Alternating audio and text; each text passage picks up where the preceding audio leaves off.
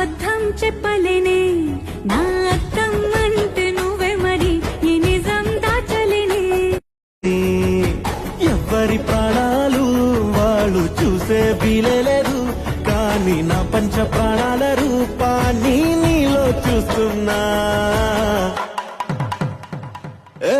అద్దం ముందు నిలబడి అబద్ధం చెప్పలేనే నా అద్దం అంటే నువ్వే మరి ఏ నిజం దాచలేనే